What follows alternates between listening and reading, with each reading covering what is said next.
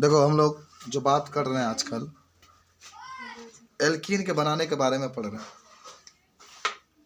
और जब भी बात एल्कीन के कहेगा तो उसमें CH2 डबल बॉन्ड CH2 आता है, मानो उसमें डबल बॉन्ड आना चाहिए एल्कीन का। अरे बात मत करो यार, आप पढ़ो चुपचाप। एक बार बात हो गया ना, जब मास्टर पढ़ाना शुरू कर दिया तो बदल जाओ अपने आप को। ये एल्कीन का है, इसका नाम होगा प्रोपीन, डबल बॉन्ड है। तो यही आप बना रहे हैं आजकल। कल हम लोग एल्कीन हाइलाइट से क्या किए थे, बनाए थे। अच्छा, एक चीज़ मैं तुम लोग को बताना चाहता हूँ, थोड़ा सा परिचय कराना चाहता हूँ कि अगर मान लो CH3 आ गया, CH2 आ गया, यहाँ पर CH2Cl आ गया, ठीक है ना, इसको एल्कीन हाइलाइट करते हैं। तो इसमें खूब अच्छा भाई, इधर देखो सब लोग देखो, ये जो हाइड्रोजन क्लोरीन जुड़ा है ना, इस कार्बन को कहते हैं अल्फा कार्बन, जहाँ से हाइड्रोजन जुड़ा है, इसको कहते हैं बीटा, इसको कहते हैं गामा, और पीछे होता है तो इसको डेल्टा कहते हैं। शुरुआत अल्फा से करते हैं।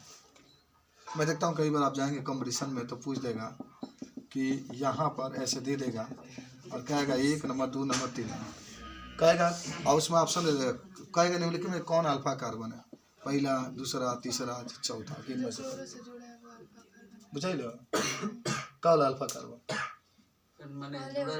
जौना से हाइड्रोजन जुड़ा होगा, जौना से हाइड्रोजन जुड़ा होगा, तो इसमें नंबर 1 सही हो जाता है कि अल्फा कार्बन है, ये आपका ये बीटा होता है, ये गामा।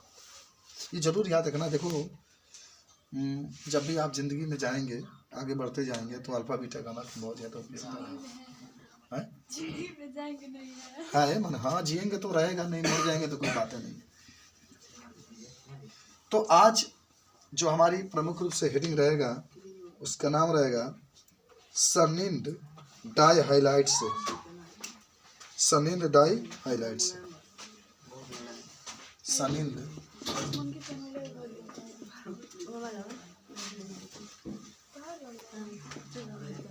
सनिंड डाई हाइलाइट से एल्कीन का निर्माण। सनिध लिखा हुआ, डबल ना, आधा ना, पूरा ना। एल्कीन का निर्माण, एल्कीन का मतलब होता है डबल। देखो सनिध डाई हाइलाइट से जब एल्कीन के निर्माण की बात करेगा, तो आप इसमें जब भी बात करेंगे तो डाई हाइलाइट में जिनमें 2 निकटवर्ती कार्बन परमाणु पर 2 हाइड्रोजन परमाणु उपस्थित होते हैं, उसी को हम लोग कहते हैं सनीध डाई हाइलाइट। सनीध डाई हाइलाइट जिंक धातु से अभिक्रिया करके जिंक हाइलाइट में बदल जाता है और एल्कीन का निर्माण हो जाता है। इस क्रिया को बी हाइलोजनीकरण या बी हाइलोजन कहते हैं हम लोग, क्योंकि हाइलोजन अलग हो जाता है। कुछ मैं बताना चाह रहा हूँ आपको। अच्छा, डाई हाइलाइट का मतलब होगा कि इसमें 2 हाइड्रोजन रहेगा। सब लोग याद करो, डाई हाइलाइट का मतलब क्या होता है, इसमें 2 हाइड्रोजन रहेगा। हाइड्रोजन का मतलब 2 क्लोरीन रहेंगे, या 2 ब्रोमीन रहेगा, या 2 आपके आयोडीन रहेगा। सब लोग याद रखें। और सनिध का मतलब होता है कि 2 पास पास कार्बन रहेंगे। सुनते रहो मैं क्या बोल रहा हूँ, 2 पास पास कार्बन रहेंगे, दोनों कार्बन पर 2 हाइड्रोजन रहेंगे, सेम हाइड्रोजन रहेंगे। और क्या कर रहे हो दोनों भाई, लगाओ। और जिंक के साथ क्रिया कराते हैं हम लोग, तो जिंक के साथ क्रिया कराते हैं तो हाइड्रोजन अलग हो जाता है। क्या अलग हो जाता है, और एल्कीन का निर्माण होता है। तो जब हाइड्रोजन अलग हो जाता है तो इस क्रिया को क्या कहते हैं, बी हाइड्रोजनन कहते हैं। बी, अच्छा, बी का मतलब होता है अलग होना, आप पढ़े भी थे। बी हाइड्रोजनीकरण भी कहते हैं। तो हाइड्रोजनीकरण में हाइड्रोजन अलग होता है, इसमें हाइड्रोजन अलग होगा। और अगर केवल हाइड्रोजनीकरण कह दे तो उसमें हाइड्रोजन जुड़ेगा, माने हाइड्रोजन का मतलब जो क्लोरीन फ्लोरीन जो भी माने है आकर के जुड़ेगा। तो क्या का बात, सनिध का मतलब अब हम आपको चाह रहे हैं कि तनी बहुत बातें हो गई, रिएक्शन के द्वारा समझे। CH2 है, CH2 है, और इसके साथ भी Cl जुड़ा है, इसके साथ भी Cl जुड़ा। देखो तो दो निकटवर्ती कार्बन है, पास पास माने कार्बन है, निकटवर्ती है ना, कोई तो अंतराल है नहीं, और दोनों के साथ दो हाइड्रोजन जुड़ गया है। तो इसी को हम लोग कहते हैं सनिध डाई हाइलाइड। सनिध माना होता है निकट, सनिध माना होता है समीप, दोनों समीप कार्बन है, दोनों के साथ एक एक हाइड्रोजन जुड़ गया। और जब बात डाई हाइलाइड की कहेगा तो दो हाइड्रोजन तो होना ही चाहिए। बात समझ में आई? अब इसकी क्रिया कराएंगे जिंक की उपस्थिति में, ठीक है। तो जब क्रिया कराते हैं तो दोनों इसके साथ मिलकर बाहर निकल जाता है और ये बनता है CH2 double bond. Double bond क्योंकि हटेगा तो भाई उतना होना चाहिए, 4 कार्बन का पूरा होना चाहिए, तभी 2 हाइड्रोजन रहेगा और 2 के बॉन्डो 4 पूरा हो जाएगा। प्लस जिंक क्लोराइड आपका काम है। इस क्रिया को हम लोग क्या कहते हैं? बी हैलोजिनीकरण कहते हैं, या इसी को हम लोग बी हैलोजनन कहते हैं। दोनों में से कुछ भी कर सकते हैं। हैलोजनन, हैलोजन का मतलब होता है ना हाइड्रोजन, लेकिन बी आ गया तो बी का मतलब होता है बाहर निकलेगा। अगर बी नहीं होता है, खाली इतना होता है तो जुड़ेगा, ठीक है। इसको अंग्रेजी में अगर लिखना चाहते हैं तो हम लोग बाई हैलोजिनीकरण लिख देते हैं इसको।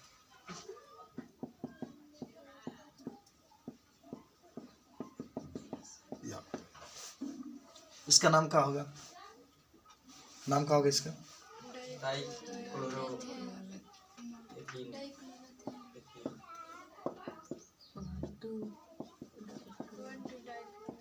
तो बोलो पहला बार में मिस तो दूसरा बार में कोई फायदा नहीं। चलो तो समझ में आया कि नहीं है? बताओ। तो पहले तो कुछ इसमें परिचय दे रहे हैं, लिखो तो नहीं, यहाँ पर लिख देते हैं कि जब दो समीपवर्ती कार्बन के पास दो हाइड्रोजन जुड़े होते हैं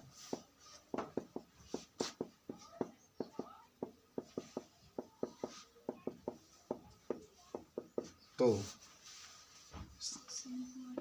उसे सनिध डाई हाइलाइड कहते हैं। तो इसे सनिध डाई हाइलाइड कहते हैं। आगे लिखना, इसमें जिंक की उपस्थिति में क्रिया कराई जाती है।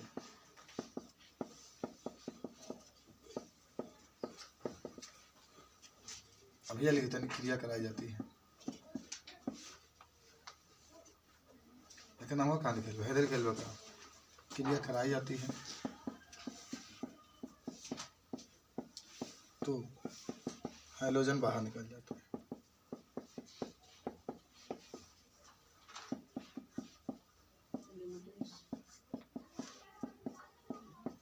तो इसे बी हाइड्रोजनीकरण या बी हाइड्रोजनीकरण कहता है, ठीक है। एल्कीन का निर्माण हो जाता है, नोट करो जल्दी से। अल्कोहल के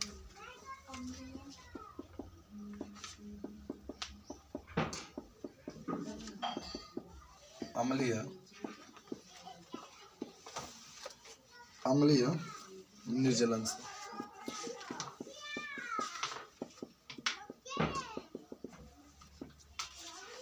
देखो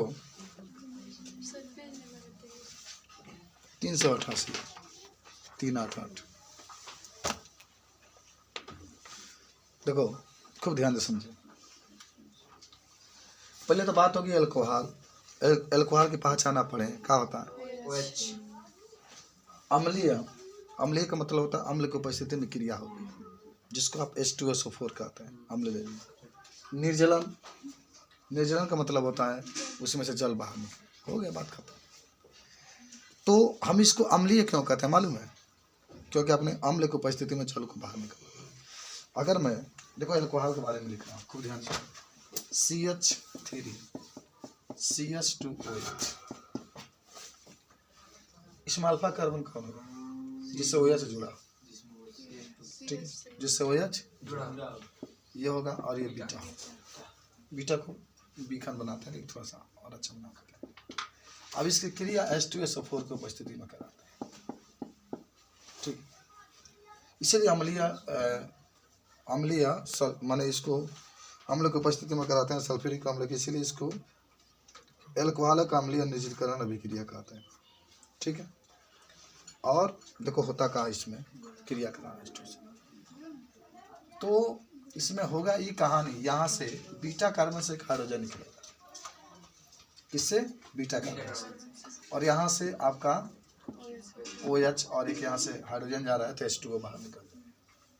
सल्फ्यूरिक अम्ल तो यहाँ ना लिख करके यहाँ पे लिखो, सबसे अच्छा रहेगा। माने अम्ल की उपस्थिति में क्रिया हो रही है, इसलिए इसको अल्कोहलिक अम्लीय निर्जलीकरण कहते हैं, इसमें जल बाहर निकल।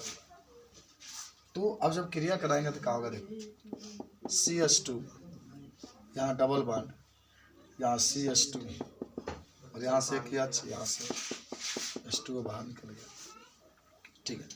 और किसका, इसको क्या कहते हैं? एथीन। क्या कहते हैं? एथीन। और इसको क्या कहते हैं? हाँ, एथेनॉल। हो गया। तो थोड़ा सा लिख लो कि जब अल्कोहल की क्रिया, अल्कोहल का मतलब कुछ भी हो सकता है, एथेनॉल भी ले सकते हैं, मेथनॉल भी ले सकते हैं, मिथनॉल, प्रोपेनॉल, जो भी अच्छा। तो जब अल्कोहल की क्रिया सल्फ्यूरिक अम्ल के उपस्थिति में कराई जाती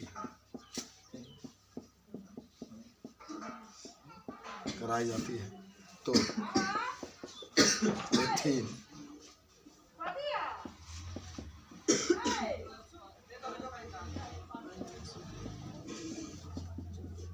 एल्कीन और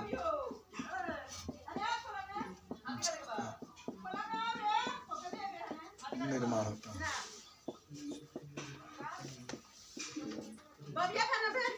इस क्रिया में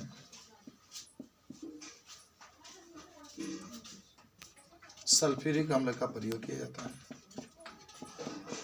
उपस्थिति में लिख दिए हैं सल्फ्यूरिक अम्ल। हाँ तो लिख रहा हूँ, इसीलिए इसे अल्कोहलों का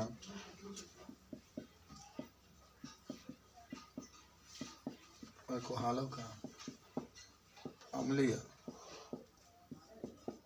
निर्जलन अभिक्रिया करते हैं।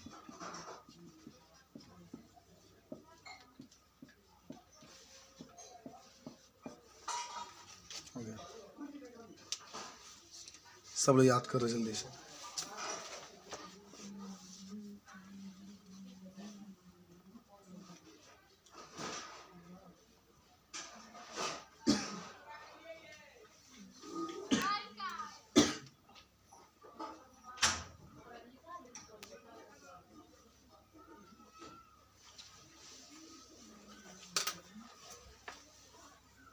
हो गया, लिखा गया, समझ में आया ना? अल्कोहलों का अम्लीय निर्जलन का मतलब होता है जल, अम्लीय का मतलब होता है अम्ल। किसे कहते हैं? अच्छा ध्यान रखिए, अच्छा ध्यान रखिए, स्वाद खट्टा। इसको जलीय विलयन में डालते हैं। हमारे शरीर का पीएच मान कहाँ से कहाँ तक है? शरीर का कितना?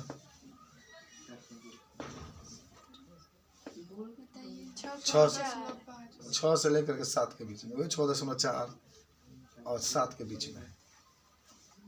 दांत काहे खराब हो जाता है? घट क्षारीयता बढ़ जाता है, अम्लीयता बढ़ जाता है, तबे न कोलगेट की यूज करेंगे, क्षारीयता बढ़ाने के, उदासीन करने। ठीक बा, अगला हेडिंग बना लो, आज का लास्ट हेडिंग रहेगा, तो अंग्रेजी थोड़ा सा पढ़ के छुट्टी होगा। एल्कीन का भौतिक गुण, एल्कीन का भौतिक, physical properties of alkene.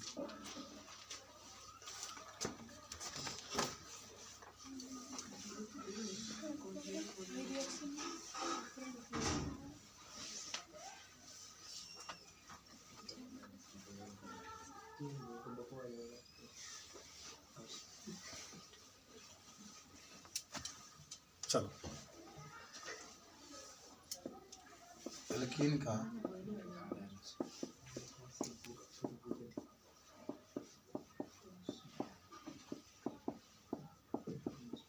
Physical properties of alkene. देखो सब लोग क्या क्या इसकी क्वालिटी होती है एल्कीन की। अधिकतर जो एल्कीन होते हैं एल्कीन के जैसे ही गुण को प्रदर्शित करते हैं। इसके भी जो शुरुआत के सदस्य होते हैं 3 सदस्य वो गैस अवस्था में पाए जाते हैं। बाकी के बीच वाले द्रव अवस्था में और बाद वाले जिसकी कार्बन की संख्या अधिक होती है वो ठोस अवस्था में। तो थोड़ा सा लिखते चलो। पहला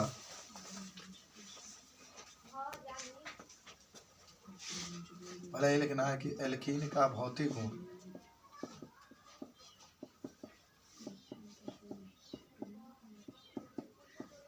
एल्केन के समान ही होता है।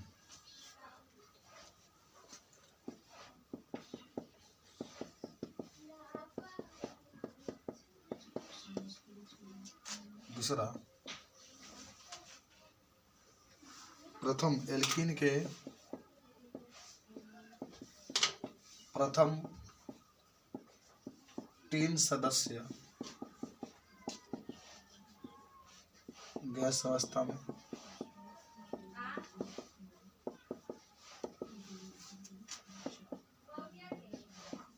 बीच वाला द्रव अवस्था में तथा इसके बाद वाले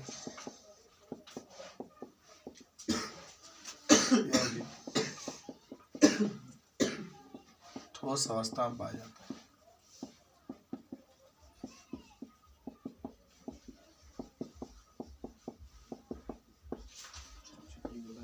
तीसरा, एथीन रंगहीन तथा हल्के मधुर गंध वाले गैस होते हैं। एथीन लिखना है, एथीन एल्कीन नहीं, रंगहीन अथीना की जगह पूछता है तथा मधुर गंध वाली गैस होगी ना। ये 3 कार्बन वाला तो गैस पाए जाते हैं तो गैस होता है। एथीन रंगहीन तथा मधुर गंध वाली गैस होती है।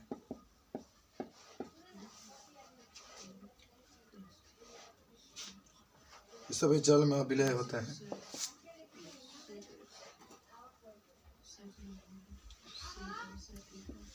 एल्कीन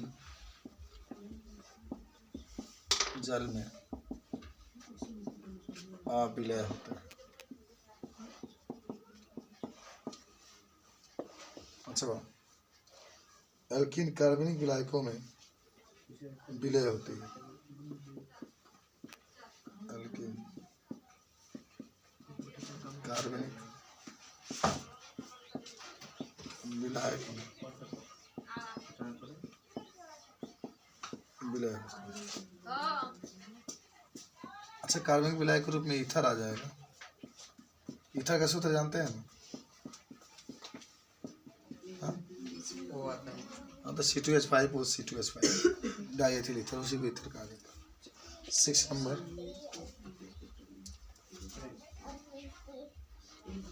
आकार बढ़ने के साथ साथ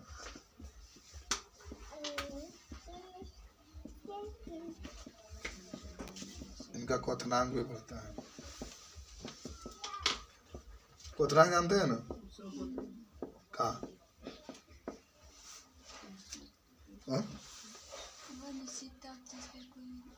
द्रव को गैस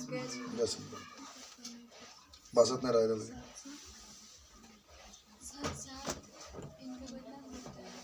हाँ, क्वथनांक बढ़ता है। चलिए तने अंग्रेजी पढ़ा दे, किताब दो 10 मिनट 5 मिनट। तने क्वेश्चन भी